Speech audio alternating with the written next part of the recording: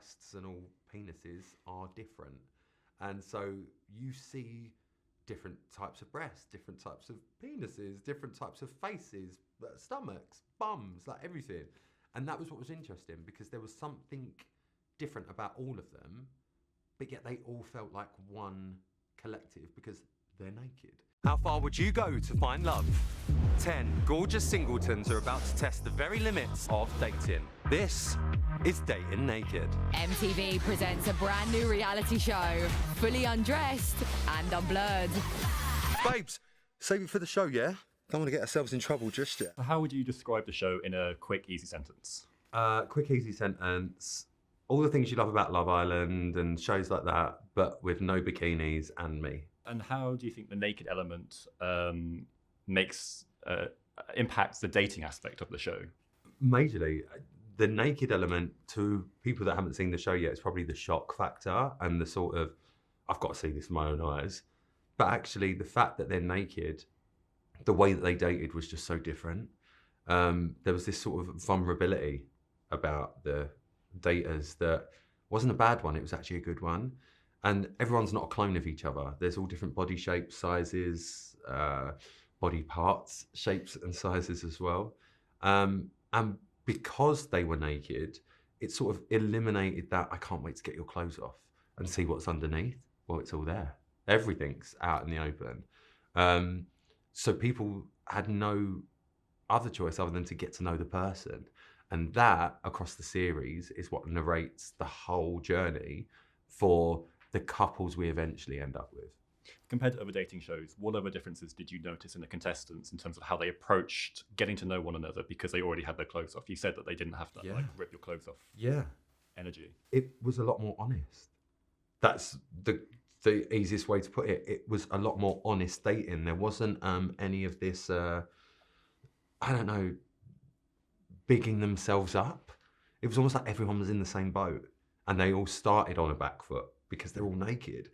But within 5 minutes, they were all just so comfortable with each other. And everything happens throughout this series. You see tears, you see tantrums, you see sex, you see love, you see breakups, makeups, you see everything. And genuinely, when you watch it, you'll understand if they weren't naked, 90% of the things that ended up happening, I still don't think would have happened. And was there anything, because it is still quite shocking when you watch it, even 2 episodes in, you're still like, oh, they're all naked. Yeah. And you see everything. There's no blurring. Yeah, absolutely. And there's no like, oh, plant pot in the way. You see everything. Was there anything that you had to do as a show to help the contestants ease into the process? Yeah, majorly. And from someone who's been through the show reel, shall we say, we had so much training, crew, me, the daters beforehand. And the main thing was intimacy training. And intimacy training was really important and actually really eye-opening for me because we had such great team like training us on what we can and can't do.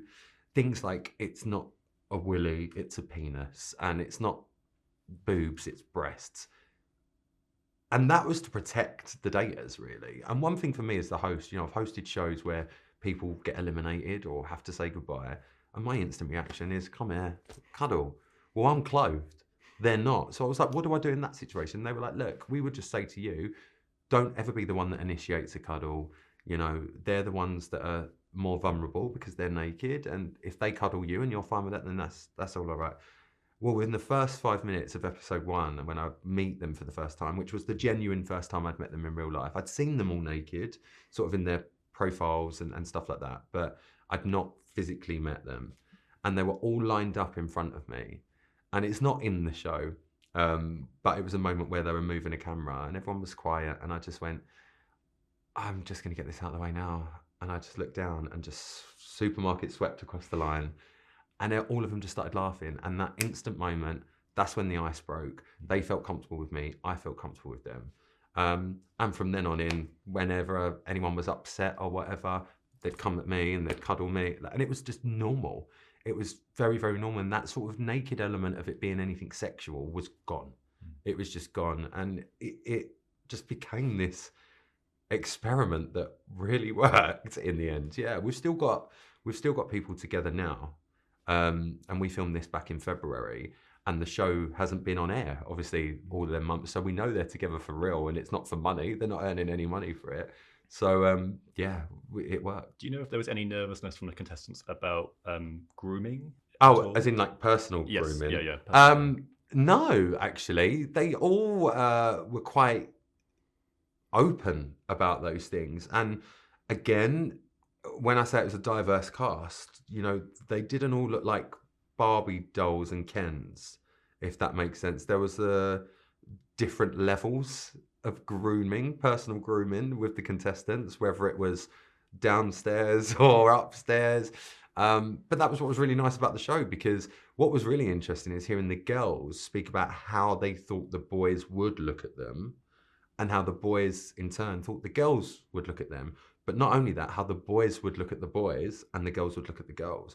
You know, all breasts and all penises are different. And so you see different types of breasts, different types of penises, different types of faces, stomachs, bums, like everything. And that was what was interesting, because there was something different about all of them, but yet they all felt like one collective because they're naked. It was really, really an odd thing to describe, but an amazing series come out of it. And what's been your biggest personal takeaway when it comes to dating for you from watching the show or being a part of the show? I think it's more just sort of being confident in yourself. Like, I wouldn't say I'm the most at work I'm confident. Like in my personal life, I wouldn't say I'm like the most body confident or anything like that. But actually just not to give a shit and just be like, right, I don't really like my legs, or I don't really like my stomach, I don't really like my pecs, I don't really like... And what? Like, what does it matter? Because actually, once the gloves are off and you're naked, what I've seen on this show is it's not about how someone physically looks on the outside, it's about the connections they make on the inside. So yeah, there were people that ended up together that we never thought would end up together. Do we see any LGBTQ romances? Not in this series, we didn't. But that's not to say that in, fingers crossed, if we have any future series, that wouldn't happen. The only relationships that we sort of saw during the series were heterosexual relationships. But there's conversations in the show about sexuality and how they look at it. And, you know, it was quite interesting as well to hear the boys, the heterosexual guys, talking about how, should I look at the other guys? Like, should I look?